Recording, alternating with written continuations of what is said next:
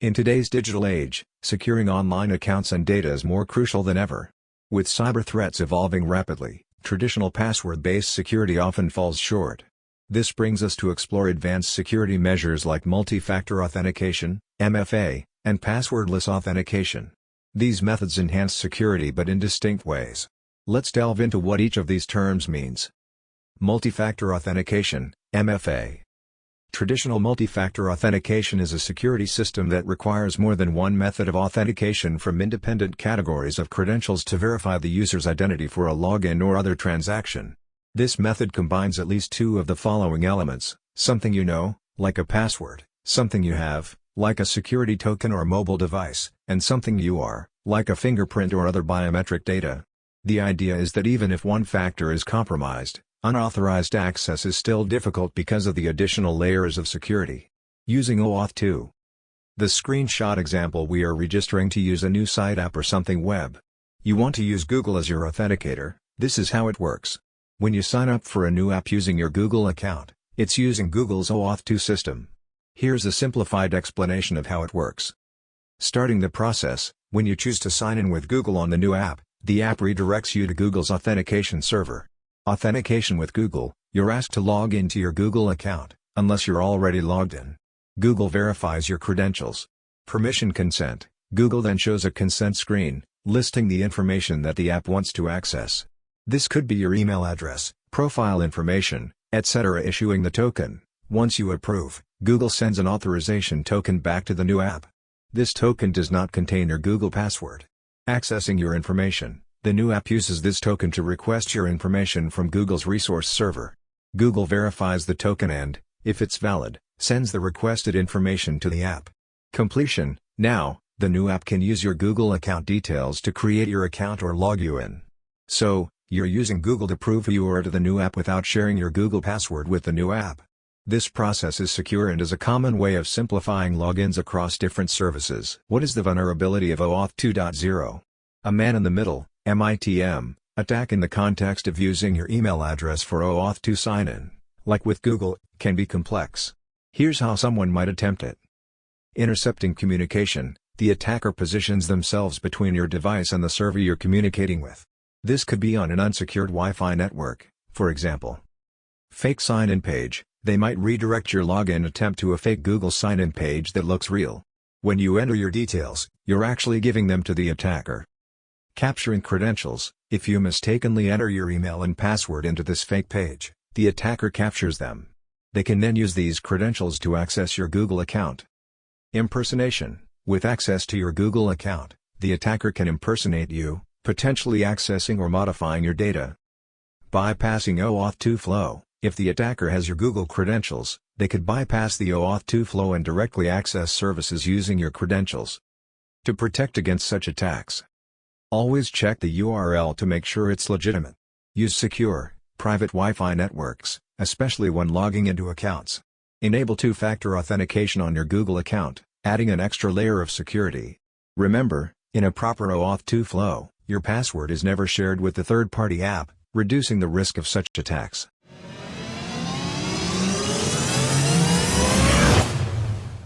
Let's explore the key features of a no-password solution, which integrates unique methods for secure user authentication. Upon registering an account, users provide their real name, a favorite handle, a real email and phone number, and even their home address. This real information serves as proof of identity, making this authentication solution ideal for small businesses seeking an affordable alternative to SAML infrastructures for internal systems. This method represents a shift away from traditional email and password-based frameworks, aiming to enhance security while simplifying the user experience. 1. The name field is your real name for verification purposes and if possible a middle initial. 2. Unique handle name, acting as a piece of cybersecurity jargon, something you know. Instead of traditional usernames, it should be exclusive to each individual, thereby ensuring it's memorable. Unlike email addresses, which are prone to being guessed or exposed via social engineering, handle names offer enhanced security, being less directly connected to a user's personal data. The crucial part is choosing a handle or username unrelated to your actual name, provided there are no spaces or capital letters that could be easily forgotten. 3. The email field can be used as either your work email or used for sending a code. 4. Phone number. The phone number acts as something you have. It can be used to send a one-time passcode through SMS or a phone call. This approach leverages the user's access to their phone as a form of authentication, assuming that the phone is something only the rightful user possesses. However, it's important to be aware of the potential risks, such as SIM card swapping, or stolen phone. For individuals who do not own a mobile phone, they can create a 4-digit PIN that only they know, or use regularly. 5. Your home address, often used in customer service calls to confirm your location, can add an extra layer of security. This information is less likely to be replicated across different platforms, reducing the risk of identity theft or unauthorized access. If you forget your handle name, your home address could serve as a backup verification method, along with a PIN or an SMS message sent to your mobile device. Many government entities and healthcare providers use security questions like a drop-down menu, asking for things such as what was your favorite pet's name? Or what high school did you attend? However, people often forget these details, leading to being locked out of their accounts. According to market research firms like Gartner, Forrester, IDC, and others, the multi-factor authentication MFA market is a rapidly growing sector with significant developments and expansions. As of 2023, the global MFA market size is valued at approximately $16.31 billion, and it is forecasted to grow at a compound annual growth rate of 14.2%, reaching around $41.29 billion by 2030. In terms of technology, phone-based authentication commands the largest market share, offering a convenient and secure method for verifying user identities. On-premises deployment is the most common, affording organizations complete control over their authentication systems. This trend is a key reason why passwordless systems are increasingly being adopted. Passwordless authentication methods, such as biometrics, security tokens, or SMS-based codes, reduce the reliance on traditional passwords, which are often vulnerable to attacks like phishing and brute force. By eliminating passwords, these systems simplify the login process for users while enhancing security. Furthermore, OpenID in conjunction with OAuth provides a secure and efficient solution for small businesses.